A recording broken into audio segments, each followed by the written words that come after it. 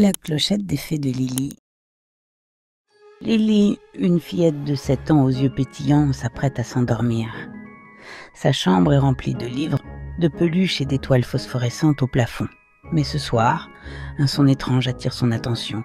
Sous son lit, Lily entend un léger ding-ding. C'est comme une toute petite cloche qui sonnerait toute seule.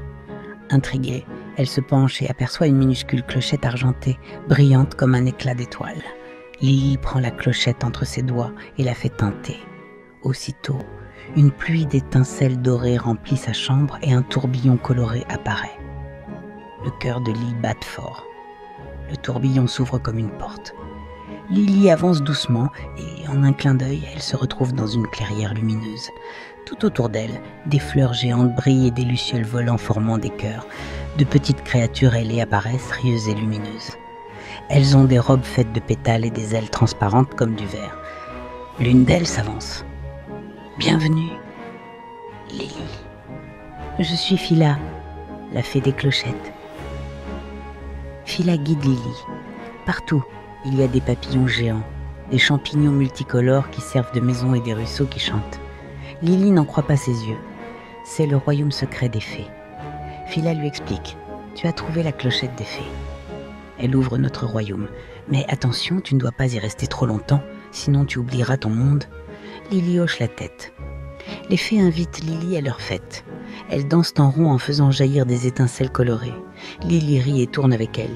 Son rire fait éclore des fleurs arc-en-ciel. Sur une grande feuille, un festin l'attend. Gouttes de miel sucré, baies lumineuses, biscuits minuscules aux paillettes dorées. Lily goûte et trouve tout délicieux, comme un rêve sucré. Soudain, une fée triste s'approche. Notre clochette reine a disparu. Sans elle, notre magie s'éteindra. Lily serre sa petite clochette et dit « Je vais vous aider à la retrouver. » Lily et Phila traversent une forêt où les arbres chuchotent. Leurs branches bougent doucement comme des bras. L'un d'eux souffle.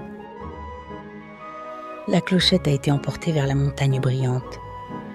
Pour y aller, elles doivent traverser un pont arc-en-ciel suspendu dans le ciel. Lily avance prudemment, émerveillée par les couleurs qui changent à chacun de ses pas. À l'entrée de la montagne, un gros hérisson magique dort profondément. Son dos est couvert de pierres précieuses. Lily dépose une petite baie sucrée près de son nez. L'odeur le fait sourire dans son sommeil, et il les laisse passer. Dans la montagne, tout brille. Des cristaux colorés illuminent les murs. Au centre, Lily aperçoit la grande clochette des fées posée sur un rocher. Mais elle est entourée d'un voile d'ombre. Une voix grave résonne. Qui ose prendre ce trésor? C'est l'ombre des grottes, une créature sombre. Lily tremble, mais Phila lui chuchote. Chante, ton cœur est ta force. Lily ferme les yeux et chante une berceuse douce que sa maman lui chante le soir. Sa voix claire résonne dans la caverne. Les ombres reculent, la lumière revient.